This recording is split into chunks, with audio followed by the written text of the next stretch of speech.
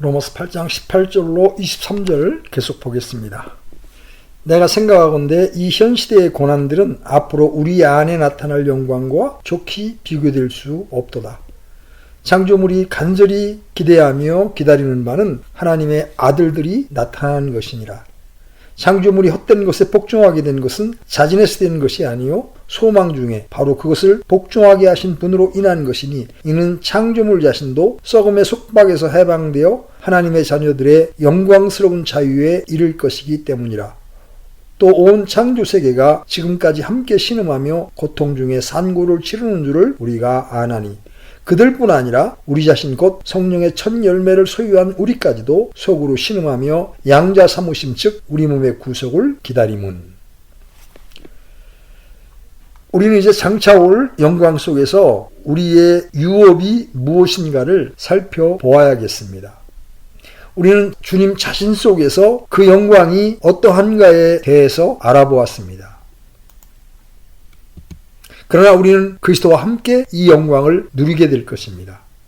우리가 그분과 함께 고난당하면 이것은 우리가 함께 영광도 받으려 함이니라. 이것이 무엇입니까? 그것은 사도가 23절에서 양자라고 부르는 바입니다. 그들뿐 아니라 우리 자신 곧 성령의 첫 열매를 소유한 우리까지도 속으로 신음하며 양자 사무심 즉 우리 몸의 구속을 기다림은. 양자는 아들로 입적시키는 것을 의미합니다. 우리는 이미 하나님의 자녀들입니다. 바울은 그 점을 우리에게 깨우쳐 주었습니다. 8장 16절에서 성령께서 친히 우리 영과 더불어 우리가 하나님의 자녀인 것을 증언하시나니 이렇게 말했습니다. 그러므로 우리가 이 세상에 있는 동안 하나님의 자녀들이 아닌 자들과 애적인 모양과 환경에 있어서 구별을 할 수가 없습니다. 양자라는 말은 온전한 신분과 지위로 들어가게 됨을 의미합니다. 곧 하나님의 아들들의 지위로 들어가게 됨을 의미합니다. 사도가 그것을 나타내는 방식은 매우 흥미롭습니다. 그는 창조물이 간절히 기대하며 기다리는 바는 하나님의 아들들이 나타나는 것이니라고 말합니다. 우리는 지금 하나님의 아들들입니다. 그렇습니다. 그러나 우리는 아직 그처럼 나타나지 않았습니다. 여기서 하나의 명백한 비교가 도움이 될 수 있습니다. 주님께서 이 세상에 계실 때에 주님은 역시 하나님의 영원한 아들이었습니다. 그러나 그분은 그처럼 명백하게 나타나지 않았습니다. 물론 어떤 경우에는 나타났지만 말입니다. 사람들은 그분을 보되 한 사람 또는 한 몫으로 보았습니다. 영광이 감추어지고 가리워져 있었습니다. 그러나 그것이 나타나게 된 날이 오게 된 것입니다. 우리 주님에 관해서 볼 수 있는 눈을 가진 사람들은 그분께서 이 세상에 계실 때조차도 그 영광에 대해서 무엇인가를 알고 있었습니다. 요한은 요한복음 초두에서 우리가 그분의 영광을 보니 아버지의 독생하신 분의 영광이요 은혜와 진리가 충만하더라고 말합니다. 요한과 베드로와 야고보는 분명히 변화산상에서 그에 대해서 더 많은 것을 보았습니다. 거기에 영광이 나타났습니다. 말하자면 잠깐 동안 베일이 벗겨지고 영광이 드러난 것입니다. 그러나 육신을 입고 이 땅에 주님께서 계실 때에 일반적으로 말하자면 그 영광은 가리워져 있었습니다. 그분은 죄 있는 육신의 모양을 하시고 오셨습니다. 영광은 공개적으로 공공연하게 나타나지 않았습니다. 그러나 다시 오시게 될 때 그 영광은 모든 사람들에게 보이게 됩니다. 역시 우리에게도 마찬가지의 사실이 됩니다. 피조물은 하나님의 아들들이 모든 베일을 벗고 나타나는 것을 기다리고 있습니다. 우리는 바로 그날에 어떠할 것입니까? 우리는 지금 여러분과 제가 하나님의 자녀들로서 그리고 주 예수 그리스도를 믿는 자들로서 어떠할 것인가에 대해서 다루고 있습니다. 우리는 이러한 모든 어려움들과 난제들로 가득 찬 이 세상의 삶 속에서 우리가 어떻게 될 것인가를 생각할 수 있다는 것이 얼마나 놀라운 일입니까? 사도는 우리를 초청해서 그것을 생각하도록 하고 있습니다. 성경의 많은 곳에서 그 해답이 발견되고 있습니다. 예를 들어서 고린도전서 15장의 긴 말씀 속에서 우리는 어떠한 요점들을 대하게 됩니다. 거기서 우리는 39절로 54절에 이르는 말씀 속에서 매우 놀라운 기사를 발견하게 됩니다. 썩을 것이 없어지게 될 것이고 우리는 썩지 않게 될 것입니다. 육신적인 것에 불과한 모든 것이 더 이상 육신적이지 않을 것이고 그것은 영적인 것이 될 것입니다. 사도 바울은 바로 그 고린도전서 15장에서 그 점을 강조하고 있습니다. 그래서 우리는 고린도전서 15장을 부활장이라고도 부르는데 그것은 잘하는 일입니다. 부활에서만 멈춰서는 안 됩니다. 우리는 부활뿐 아니라 영화도 포함시켜 생각해야 합니다. 몸이 부활할 뿐 아니라 변화되어 영화롭게 될 것입니다. 그것이 바울의 논리입니다. 그의 강조점은 변화하고 영화롭게 되는 것입니다. 그 속에 모든 것이 함축되어 있습니다. 고린도전서 15장 49절입니다. 우리가 땅에 속한 그 사람의 형상을 지닌 것 같이 또한 하늘에 속하신 그분의 형상을 지니게 되리라. 53절은 또 이렇게 말씀하십니다. 이 썩을 것이 반드시 썩지 아니함을 입고 이 죽을 것이 반드시 죽지 아니함을 입으리로다. 여러분, 고린도 후서 3장 18절에서 같은 교훈의 진수를 발견하게 됩니다. 그러나 우리는 다 가리지 않은 얼굴로 거울을 보는 것 같이 주의 영광을 바라보며 같은 형상으로 변화되어 영광에서 영광에 이르렀나니 이것은 곧 주의 영으로 말미암은 것이니라. 다른 말로 해서 우리는 바로 이 순간에도 이에 대한 어떤 것을 준비하고 있습니다. 그러나 고린도후서 5장 1절에서 시작되는 말씀 속에서 더욱더 명백하게 진술되고 있습니다.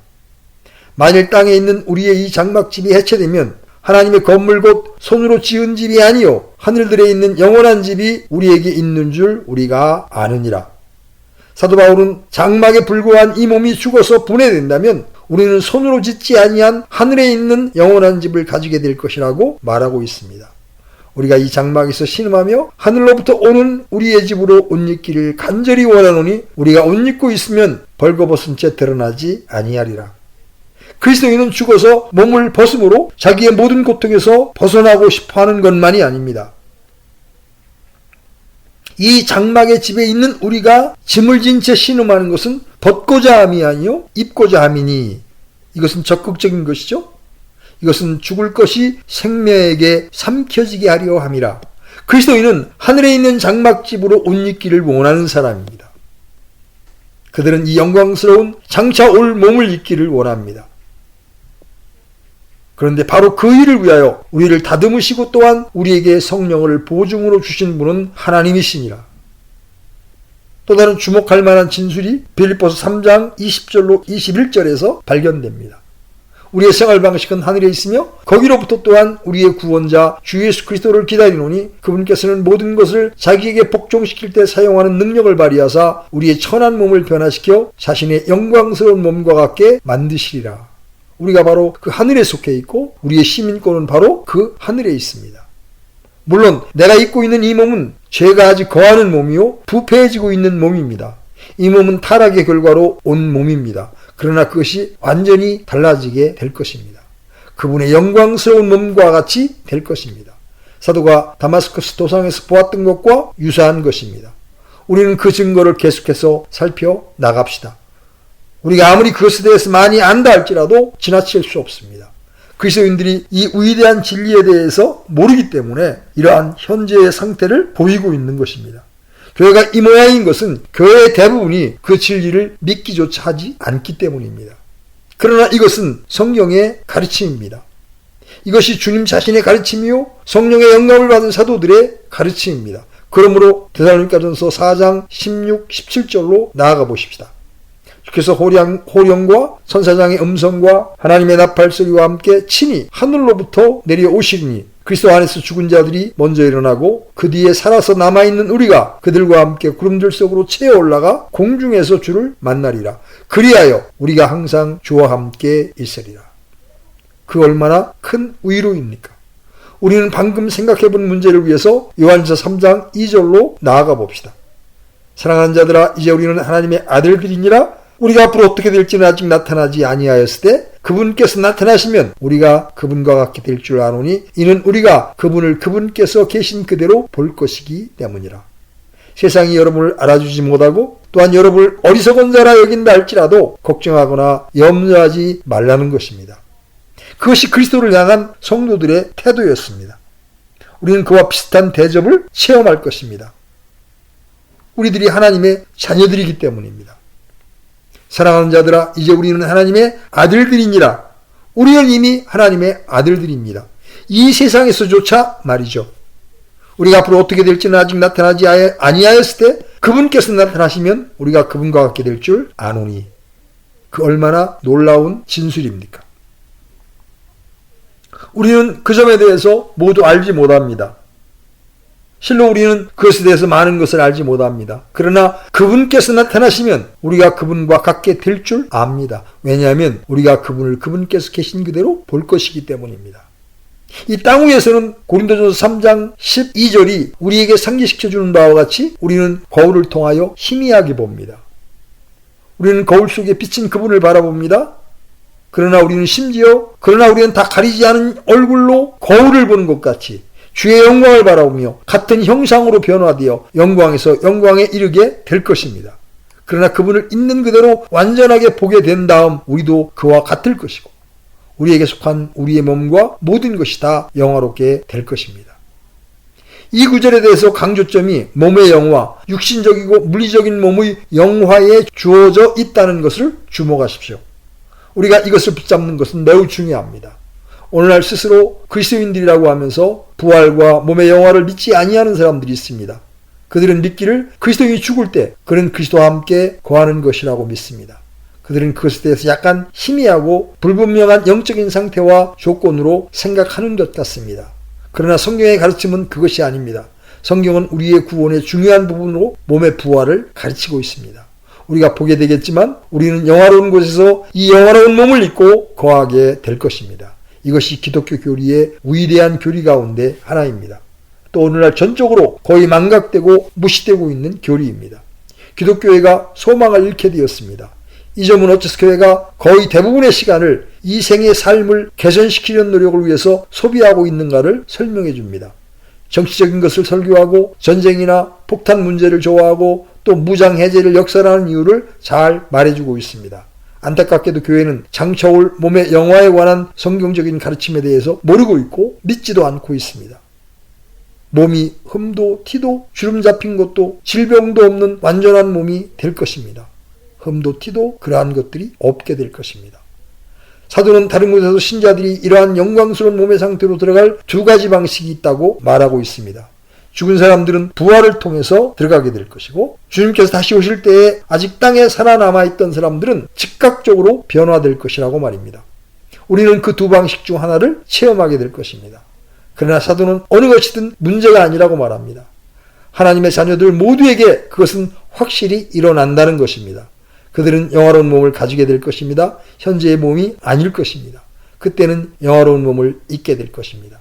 살과 피는 하나님의 왕국을 상속받을 수 없으며 또한 썩는 것은 썩지 않는 것을 상속받지 못하느니라. 그것은 영적인 몸입니다. 그러나 그 몸은 진정 참다운 몸일 것입니다. 우리 주님께서 부활하실 때 입은 영화로운 몸 역시 진정한 몸이었듯이 그러할 것입니다. 우리 주님께서는 제자들에게 가상적으로 나타난 것이 아니었습니다. 누가복음 24장 38절로 43절에서 이 점을 강조하고 있는 것을 주목하시기 바랍니다. 부활은 일종의 영적인 가상적 현상에 불과하여 우리 주님의 나타나심은 소위 영들의 물리적 표현이라고 불리우는 바와 비슷하다고 가르치는 자들이 있었습니다. 그것은 부활을 부정하는 것입니다. 성경의 교리는 부활한 몸이 참 몸이며 영화롭고 영적인 몸이라고 가르치고 있습니다. 우리가 이런 방식으로 또는 저런 방식으로 어떻게 그 영화로운 몸을 얻든지 간에 중요한 것은 우리가 그 영화로운 몸을 가지게 될 것이라는 점입니다. 우리가 우리들 스스로에 대해서 인식해야 되는 첫 번째 문제가 있습니다. 바로 우리의 몸들은 절대적으로 완전하고 우리 주님 자신의 부활하신 몸과 같이 영화로운 몸이 될 것입니다. 그러나 우리는 동시에 영적인 완전한 몸이 될 것입니다. 실로 우리는 모든 국면에서 완벽해질 것입니다. 에베소 5장 25절로 27절에서 영적인 완전에 대한 사도 바울의 묘사를 살펴보십시오. 그는 남편들과 아내들의 관계를 그리스도와 교회의 관계로 비유하여 말하고 있습니다. 남편들아 너희 아내 사랑하기를 그리스도께서 교회를 사랑하사 교회를 위하여 자신을 주신 것 같이 하라. 이것은 그분께서 말씀을 통해 물로 씻음으로 교회를 거룩히 구별하고 정결하게 하려 하시며 또 그것을 점이나 주름이나 그런 것이 없는 영광스러운 교회로 자기를 위해 제시하려 하시며 교회가 거룩하고 흠이 없게 하려 하심이라. 이는 교회의 지체들이 여러분과 저 하나님의 자녀들인 우리가 어떤 사람이 될 것인가를 묘사하는 것입니다. 고로스 1장 28절에 그것에 대한 또 다른 묘사가 있습니다. 우리가 그분을 선포하며 각 사람에게 경고하고 모든 지혜로 각 사람을 가르치면 우리가 각 사람을 그리스도 예수님 안에서 완전한 자로 드리고자 함이니라. 그리고 요한계시록에서 그 변화에 대한 여러 가지 묘사들이 나타납니다. 7장 13절 이하에서 우리는 이런 말씀을 대하게 됩니다. 장로들 중에 한 사람이 응답하여 내게 이르되 흰 예복을 차려 입은 이 사람들은 누구냐? 또 그들이 어디서 왔느냐 하며 내가 그에게 이르되 장로여 당신이 아시나이다 하니 그가 내게 이르되 이들은 큰 환난에서 나와 자기 예복을 씻고 어린 양의 피로 그것을 희게 한 자들이니라. 그러므로 그들이 하나님의 왕좌 앞에 있고 또 그분의 성전에서 밤낮으로 그분을 섬기느니라. 또한 왕좌에 앉으신 분께서 그들 가운데 거하실 터인즉 그들이 다시는 굶주리지 아니하고 다시는 목마르지 아니하며 해나 어떤 열기도 그들 위에 내려지지 아니하리니 왕좌의 한가운데 계시는 어린 양께서 그들을 먹이시고 살아있는 물샘들로 그들을 인도하시며 하나님께서 그들의 눈에서 모든 눈물을 닦아주시리라 하더라. 물론 이 말씀은 환난 성도들에 대한 말씀이지만 우리가 또한 어떠할 것인가를 묘사해 줍니다. 더 이상 슬픔이나 애곡하는 것이나 죄 짓는 것이 없게 될 것입니다. 이것이 바로 여러분에게 약속된 바입니다. 다시 요한계시록 21장 2절로 4절 말씀 속에서 그 문제를 어떻게 말하는지 살펴보십시오. 나 요한이 보매 거룩한 도시 새 예루살렘이 신부가 자기 남편을 위하여 단장한 것 같이 예비한 채 하늘에서 하나님으로부터 내려오더라. 내가 하늘에서 나는 큰 음성을 들으니 이르되 보라 하나님의 성막이 사람들과 함께 있고 그분께서 그들과 함께 거하시리라. 그들은 그분의 백성이 되고 하나님께서는 친히 그들과 함께 계셔서 그들의 하나님이 되시리라. 또 하나님께서 그들의 눈에서 모든 눈물을 씻어 주시리라. 다시는 사망이 없고 슬픔도 울부짖음도 없으며 또 아픔도 다시는 없으리니 이는 이전 것들이 지나갔기 때문이라 하더라. 우리는 이것을 능가할 어떤 것을 상상할 수 없습니다. 다른 말로 해서 우리는 모든 방면에서 완전하고 철저하게 될 것이고 영적으로, 도덕적으로, 육체적으로, 몸의 차원에서까지 완벽하게 될 것입니다. 그뿐 아닙니다. 우리는 완벽한 만족을 누리게 될 것입니다. 모든 궁핍이 충만하게 채워질 것이고 우리는 우리로 비참함과 불행과 고통과 슬픔을 겪게 했던 것으로부터 구원을 받게 될 것입니다. 이것이 바로 우리의 운명입니다. 우리는 우리의 현재 고난과 비교시켜 보아야 합니다. 현재의 고난은 장차 우리에게 나타날 영광과 좋게 비교될 수 없도다 라고 말할 수 있게 되는 것은 바로 우리가 그 점을 이해할 때입니다. 이제 좀 더 나아가 봅시다. 이제까지 우리는 우리가 어떻게 될 것인가에 대해서 알아보았습니다. 그러나 우리는 무엇을 유업으로 받을 것입니까? 사도의 논증은 이렇게 계속됩니다. 자녀이면 상속자 곧 하나님의 상속자요 그리스도와 함께하는 공동 상속자니라. 그는 디모데 후서 4장 8절에서 우리는 의의 관을 유업으로 받게 될 것이라고 말합니다. 이후로는 나를 위하여 의의 관이 예비되어 있나니 주 곧 의로우신 심판자께서 그날에 그것을 내게 주실 것이요 내게만이 아니라 그분의 나타나심을 사랑하는 모든 자들에게 주시리라. 의의 관. 그러나 그것에다가 우리는 왕국을 유업으로 받게 될 것입니다. 우리 주님께서는 마태복음 25장에 나타나는 세 번째이자 마지막 비유에서 그처럼 가르쳐 주셨습니다. 그 비유 가운데 주님은 당신을 믿는 자들과 당신을 믿지 아니하는 자들을 대조시켜 설명하고 계십니다. 그분은 자기를 믿었던 자들에게 이렇게 말씀하십니다. 그때 왕이 자기 오른편에 있는 자들에게 이르되 오라 내 아버지께 복받은 자들아 너희는 세상의 창건 이후로 너희를 위하여 예비된 왕국을 상속받으리라. 이 왕국은 무엇입니까? 히브리서 2장에 이 점에 대한 흥미있는 조명이 나타나 있습니다. 다시 그 점은 많이 무시를 당하는 어떤 것입니다. 5절로부터 시작되는 말씀을 생각해 봅시다. 그분께서는 다가오는 세상 곧 우리가 말하는 그 세상을 천사들에게 복종시키지 아니하셨느니라. 그러면 누구에게 그것을 복종케 했습니까? 그러나 한 사람이 어떤 곳에서 증언하여 이르시되 사람이 무엇이기에 주께서 그를 깊이 생각하시나이까? 사람의 아들이 무엇이기에 주께서 그를 찾아오시나이까? 주께서 그를 천사들보다 조금 낮게 만드시고 그에게 영광과 존귀로 관을 씌우시며 그를 주의 손으로 지으신 것들 위에 세우시고 모든 것을 그의 발 아래 두어 복종하게 하셨나이다 하였으니 그분께서 모든 것을 그의 아래 두어 복종하게 하셨은즉 그의 아래 두지 아니하신 것이 하나도 없도다. 그러나 지금 우리는 아직 모든 것이 그의 아래 놓인 것을 보지 못하고 다만 예수님을 보노라. 그분께서 죽음의 고난을 당하시려고 천사들보다 조금 낮게 되셨다가 영광과 존귀로 관을 쓰신 것은 하나님의 은혜로 말미암아 모든 사람들을 위하여 죽음을 맛보려 하심이라. 그가 말해왔던 장차올 세상이 천사들을 위해서는 예비되거나 준비되지 않았다고 말합니다. 그러나 하나님의 자녀들인 우리를 위해서 준비되었다는 것입니다. 모든 사도들이 같은 교훈을 가르칩니다. 그들 모두는 각자 장차오는 영광과 현재의 고난을 연관시켜 보는 데에 같은 보조를 취합니다. 제가 인용한 구절에서 사도 베드로는 우리의 유업에 대한 것을 묘사해 주고 있습니다. 그것은 썩지 않고 새하지 아니하고 더럽지 않을 것입니다. 악한 사람들이 그들이 가진 모든 폭탄들을 가지고 그것을 없애려 한다 할지라도 그것은 이 유업을 건드리지 못할 것입니다. 이것은 우리를 위해 예비된 것입니다. 모든 어리석음과 악의를 가지고 있는 사람은 그것을 만질 수 없습니다.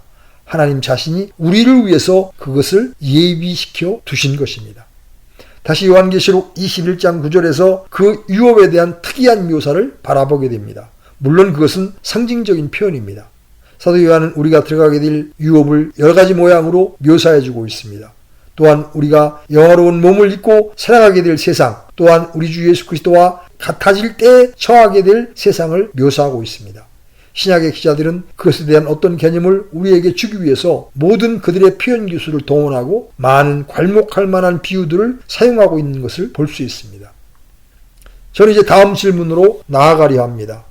우리는 거기에서 무엇을 하고 있을까요? 우리는 그런 상태에서 우리 스스로 어떻게 처신하게 될까요? 우리는 이미 요한계시록 7장 15절에서 그 답변에 대한 일부를 보았습니다. 우리는 이미 요한계시록 7장 15절에서 그 답변에 대한 일부를 보았습니다. 그러므로 그들이 하나님의 왕좌 앞에 있고 또 그분의 성전에서 밤낮 그분을 섬기느니라. 또한 왕좌에 앉으신 분께서 그들 가운데 거하실 터인즉. 그러나 훨씬 더 괄목할 만한 사실이 우리에게 해당될 것입니다. 고린도전서 6장 처음 3절에서 사도 바울은 이렇게 말합니다. 너희 중에 누가 다른 사람과 문제가 있을 때에 감히 불의한 자들 앞에서 고소하고 성도들 앞에서 하지 아니하느냐. 성도들이 세상을 판단할 것을 너희가 알지 못하느냐. 세상도 너희에게 판단을 받겠거든 너희가 가장 작은 문제들을 판단하는 것도 감당하지 못하느냐. 우리가 천사들을 판단할 것을 너희가 알지 못하느냐. 하물며 이 세상 삶에 속한 일들은 얼마나 더 많이 판단하겠느냐. 우리는 그리스도와 함께 세상과 하나님의 천사들을 다스리게 될 운명에 처해 있습니다. 우리는 그리스도와 함께 영화롭게 되며 모든 것이 그리스도께 복종케 될 것이고 그분과 함께 모든 것이 우리에게 복종케 될 것입니다. 그러므로 우리들이 세상을 판단하고 천사를 판단하게 될 것입니다. 이것이 기독교입니다. 이것이 신약의 그리스도인들이 믿고 의지하며 사는 진리입니다. 그들이 그들의 핍박자들을 두려워하지 않았던 것도 이 때문이었습니다.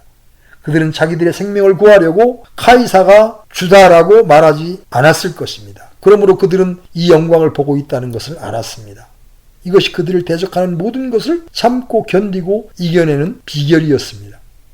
우리가 그와 같이 주 예수 그리스도 자신의 영광에 대해서 무엇인가를 알았으니 우리는 그것이 나타나게 되고 우리 안에서 또 우리를 통해서 나타나게 될 때의 상태를 알아보았습니다.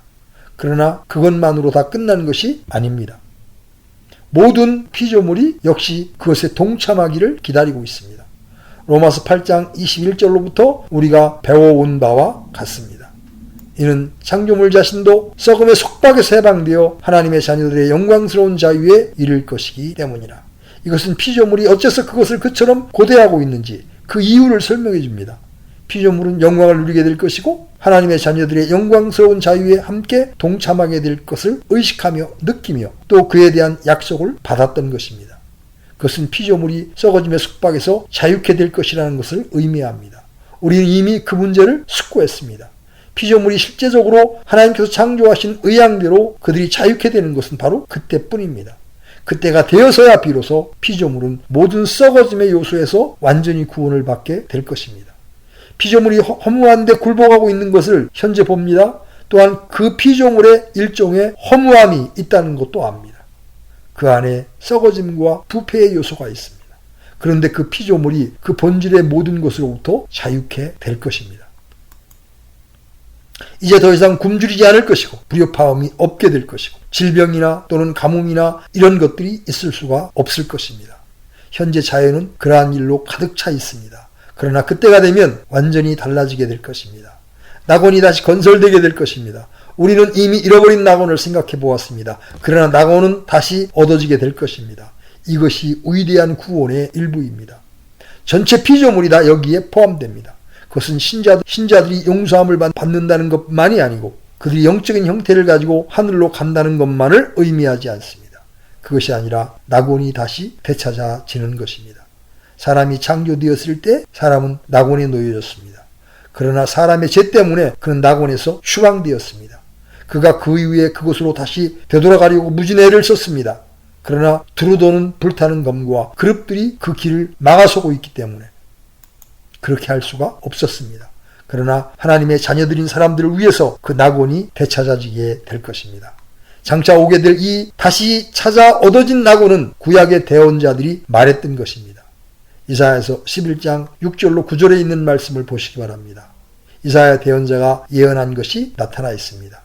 이리도 어린 양과 함께 거하며 표음이 염소 새끼와 함께 누우며 송아지와 젊은 사자와 살찐 짐승이 함께 있어 어린아이가 그것들을 인도하며 암소와 곰이 함께 먹으며 그것들의 새끼들이 함께 누우며 사자가 소처럼 풀을 먹으며 젖 먹는 아이가 독사의 구멍에서 놀며 젖된 아이가 독사의 굴에 손을 넣을 것이로되 그것들이 내 거룩한 산 모든 곳에서 상하게 하거나 멸하지 아니하리니 이는 물들이 바다를 덮는 것 같이 주를 아는 지식이 땅에 충만할 것이기 때문이라. 사자는 지금 사납습니다. 그러나 그때는 그렇게 되지 않을 것입니다. 젖 먹는 아이가 독사의 구멍에서 놀며 젖된 아이가 독사의 굴에 손을 넣을 것이로되 모든 피조물들이 썩어짐의 속박에서 벗어나게 될 이 상태를 이사야는 이렇게 예언을 했던 것입니다. 자연이 이빨과 발톱에 의해서 핥힌 상처를 가지는 일이 더 이상 없게 될 것입니다. 모든 기생충들은 없어지게 될 것이고 삶을 어렵게 하는 것들이 없어지게 될 것이고 동물들이나 야생 짐승들 사이에서조차 이러한 기이하고 완벽한 조화가 있게 될 것입니다. 이사야서 35장에 다음과 같이 시작되는 그에 대한 또 다른 묘사가 있습니다. 광야와 적막한 곳이 그것들로 인해 기뻐하며 사막이 즐거워하고 장미같이 피며 무성하게 피어 기쁨과 노래로 즐거워하고 레바논의 영광과 갈멜과 샤론의 뛰어난 것을 얻으리라. 그들이 주의 영광과 우리 하나님의 뛰어나심을 보리로다. 그 말씀이 다음과 같은 말로 끝나게 됩니다. 거기에는 사자도 없고 굶주린 짐승이 거기로 올라가지 아니하므로 거기서 그것을 만나지 아니할 것이며 오직 구속받은 자들만 거기서 걸으리라. 주께서 속량하신 자들이 돌아오되 노래하며 시온에 이르러 자기 머리 위에 영존하는 기쁨을 두고 기쁨과 즐거움을 얻으리니 슬픔과 탄식이 사라지리라. 이사야서 55장에서 비슷한 것이 있습니다. 이사야서 55장 13절을 보십시오. 전나무가 가시나무를 대신하여 나고 은메아 나무가 찔레를 대신하여 나리니 그것이 주를 위하여 한 이름이 되며 끊어지지 아니할 영존하는 표적이 되리라. 이사야서 66장 22절로 24절을 마지막으로 인용해 봅니다. 내가 만들 새 하늘들과 새 땅이 내 앞에 남아 있을 것 같이 너희 시와 너희 이름도 남아 있으리라. 주가 말하노라. 주가 말하노라. 월삭부터 다음 월삭까지 안식일부터 다음 안식일까지 모든 육체가 내 앞에 나와 경배할 것이요 그들이 나아가서 내게 범법한 사람들의 사체들을 보리니 그들의 벌레는 죽지 아니하고 그들의 불은 꺼지지 아니할 것이요 그들이 모든 육체에게 가증함이 되리라. 저는 이미 마태복음 19장 27절로 29절에 기록된 주님의 예언에서 이 문제에 관한 주님의 가르침을 인용한 바 있습니다. 그때 베드로가 응답하여 이르되 보소서 우리가 모든 것을 버리고 주를 따라 싸우니 그런즉 우리가 무엇을 얻으리까 하며 예수님께서 그들에게 이르시되 진실로 내가 너희에게 이르노니 다시 나게 하는 때 곧 사람의 아들이 자기의 영광의 왕좌에 앉을 때에 나를 따른 너희도 12왕좌에 앉아 이스라엘의 12지파를 재판하리라. 또 내 이름으로 인해 집이나 형제나 자매나 아버지나 어머니나 아내나 자녀나 토지를 버린 모든 자는 100배를 받고 또 영존하는 생명을 상속받으리라. 이 다시 나게 하는 때 곧 사람의 아들이 자기의 영광의 왕좌에 앉을 때라는 말 속에 모든 것이 새로워집니다. 그것이 그 세대의 상태가 될 것입니다. 우리는 이미 사도 베드로에 의해서 같은 예언이 주어지고 있는 사도행전 3장을 인용한 바 있습니다. 거기서 사도 베드로는 하나님께서는 처음부터 대언자들의 입을 의탁하사 이 모든 것이 새롭게 되는 때에 관해 말씀해 오셨다고 말합니다. 이것을 믿습니까? 어째서 이것이 설교되지 않고 있습니까? 어째서 그것이 부정당하고 있습니까? 그것은 그 가르침의 진수입니다. 모든 대언자들이 그것에 관해서 말했습니다. 고린도전서 15장 24절로 28절에 사도 바울 자신의 묘사가 있습니다. 그때의 끝이 오리니 곧 그분께서 모든 치리와 모든 권세와 권능을 물리치시고 왕국을 하나님 곧 아버지께 넘겨드리실 때라. 그분께서 모든 원수를 그분의 발 아래 두실 때까지 그분께서 반드시 통치해야 하나니 멸망받을 마지막 원수는 사망이니라.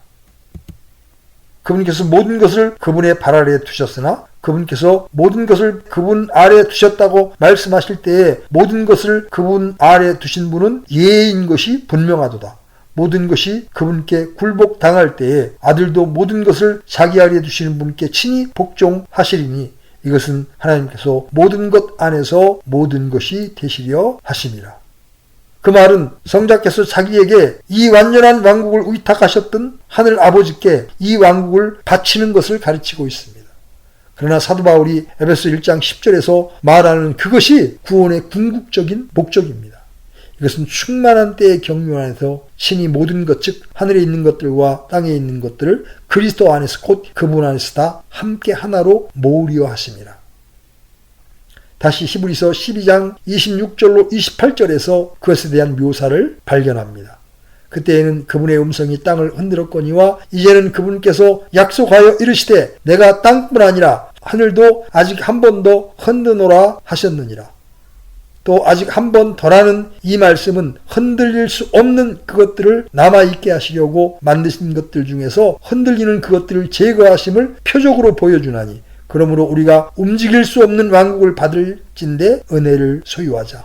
이 은혜를 힘입어 우리가 공유하는 마음과 하나님께 속한 두려움을 가지고 받으실 만하게 하나님을 섬길지니. 우리는 베드로후서 3장 7절에서 보다 상세한 묘사를 대하게 됩니다. 베드로는 지금 있는 하늘과 땅이 전에와 같이 홍수로 멸망되지 않을 것이라고 말합니다. 지금 있는 하늘들과 땅은 주께서 같은 말씀으로 복원하여 간직하사 경건치 아니한 사람들의 심판과 멸망의 날에 불사르기 위해 예비해 두셨느니라. 그 다음에 10절에서 시작되는 상세한 묘사들이 뒤따라 나옵니다. 그러나 주의 날이 밤에 도둑같이 오리니 그날에는 하늘들이 큰 소리와 함께 사라지고 원소들이 뜨거운 열에 녹으며 그 안에 있는 일들도 불태워지리라. 그런즉 이 모든 것이 해체될진데 너희가 어떤 사람이 되어야 마땅하겠느냐. 모든 거룩한 행실 속에서 하나님을 따르는 가운데 하나님의 날이 오는 것을 기다리고 서두르라. 그날에 하늘들이 불이 붙어 해체되고 원소들도 뜨거운 열로 녹으려니와 그럼에도 불구하고 우리는 그분의 약속에 따라 의가 거하는 하늘들과 새 땅을 기다리는도다. 그러므로 사랑하는 자들아 너희가 그러한 것들을 기다리나니 너희가 점도 없고 흠도 없이 화평 중에 그분께 발견되기를 힘쓰라. 옛 우주의 모든 것을 깨끗게 하는 위대한 일이 있게 될 것입니다. 죄악의 모든 잔재는 불타 없어지게 될 것이고 그 우주에서 제거될 것입니다. 의가 거하는 새 하늘들과 새 땅이 있게 될 것입니다. 요한계시록 20장 11절에는 매우 두드러진 진술이 있습니다. 또 내가 크고 흰 왕좌와 그 위에 앉으신 분을 보니 땅과 하늘이 그분의 얼굴을 피하여 물러가고 그것들의 자리가 보이지 아니하더라. 사망과 지옥도 불호수에 던져졌더라. 이것은 둘째 사망이니라. 이것이 매우 중요한 진술이 되는 것은 그 진술이 우리들에게 사망이 멸해지게 될 것이라는 사실을 상기시켜 주기 때문입니다. 사망과 지옥도 불못에 던져지게 될 것입니다. 다른 말로 해서 이렇게 새롭게 하심의 결과로 인해서 더 이상 사망이 없게 될 것이라는 점입니다. 사망은 인간의 죄의 결과로 왔습니다. 이 새롭게 하심, 이 영광으로 새롭게 체질을 구성하는 속에서 사망은 자리를 빼앗기게 될 것입니다. 악의 영역에 속해 있던 모든 것들, 남자와 여자, 마귀와 그의 천사들, 또 모든 다른 종자들, 곧 악에 속한 모든 것들이 영원한 멸망의 상태로 던져지게 될 것입니다. 하나님의 완벽한 우주에 의해서 그들에게 자리가 주어지지 않을 것입니다. 그 놀라운 새롭게 하심에 대해서 성경에서 제시된 묘사가 그러하기 때문에 피조물들에게도 그러한 일이 일어나게 된 것입니다. 이는 창조물 자신도 썩음의 속박에서 해방되어 하나님의 자녀들의 영광스러운 자유에 이를 것이기 때문이라. 하나님의 자녀들인 여러분과 제가 그러한 유의 세상에 거하게 될 것이라고 하는 사실을 말씀을 통해서 듣습니다. 곧 새하늘들과 새 땅 위에서 살게 될 것입니다. 반면에 그처럼 원수같이 다른 자들을 물고 뜯고 공격했던 동물들도 이제는 평화롭게 누워서 먹게 될 것이고 어린아이가 그들을 인도하게 될 것입니다. 어떤 방식으로든지 우리를 해치는 것이 결코 없게 될 것입니다. 물론 이러한 일은 생각 밖의 일입니다. 그러나 우리가 듣는 바대로 그것은 분명 오고야 마는 것입니다. 이 모든 것은 시편 8편에서 예언된 것의 성취입니다. 시편 기자가 거기서 묘사하는 진술을 보시기 바랍니다. 그 시편 기자는 하나님의 성령의 영감을 받아 이렇게 말하고 있습니다. 오 주 우리 주여, 주의 이름이 온 땅에 어찌 그리 뛰어나신지요. 주께서 주의 영광을 하늘들 위에 두셨나이다. 주께서 주의 원수들로 인하여 아기들과 젖먹이들의 입에서 힘이 나오게 정하셨나니 이것은 주께서 원수와 복수하는 자를 잠잠하게 하려 하심이니이다. 주의 하늘들 곧 주의 손가락으로 지으신 작품과 주께서 정하신 달과 별들을 내가 깊이 생각하오니 사람이 무엇이기에 주께서 그를 생각 속에 깊이 두시나이까. 사람의 아들이 무엇이기에 주께서 그를 찾아오시나이까. 주께서 그를 천사들보다 조금 낮게 만드시고 그에게 영광과 존귀로 관을 씌우셨나이다. 주께서 그로 하여금 주의 손으로 지으신 것들을 지배하게 하시고 모든 것을 그의 발 아래에 두셨사오니 참으로 모든 양과 소와 들의 짐승들이며 공중의 날짐승과 바다의 물고기와 바다들의 행로들을 지나다니는 모든 것이니이다. 오 주 우리 주여, 주의 이름이 온 땅에 어찌 그리 뛰어난지요. 그렇습니다. 히브리서 기자도 2장 8절에서 그렇게 말합니다. 그것은 매우 놀라운 시입니다. 그러나 그것은 아직 이루어지지 않았습니다. 왜냐하면 우리는 아직 만물이 그분의 발 아래 복종하는 것을 보지 못하기 때문입니다. 그 히브리서 기자는 이렇게 인정합니다. 피조물이 아직은 사람에게 복종하지 않았다고 동의합니다. 그러면 내가 무슨 소망이 있겠는가? 무슨 위로가 있겠는가? 대답이 9절에 주어져 있습니다. 다만 예수님을 보노라 그분께서 죽음의 고난을 당하시려고 천사들보다 조금 낮게 되셨다가 영광과 존귀로 관을 쓰신 것은 하나님의 은혜로 말미암아 모든 사람을 위하여 죽음을 맛보려 하심이라. 그리스도께서는 이미 영광 중에 존재해 계십니다. 그분이 거기에 계시기 때문에 우리도 역시 그곳에 서게 될 것입니다. 바로 그날이 당도할 때 시편 8편은 우리에게 해당될 것입니다. 우리는 다시 만물의 영장들이 될 것입니다. 낙원에 있던 아담은 옛 만물 위의 영장이었습니다. 그는 죄의 결과로 그 지위를 상실했습니다. 그러나 신자는 다시 낙원을 얻게 될 것입니다. 우리가 예수님을 보니 우리는 예수 그리스도와 같아지게 될 것입니다.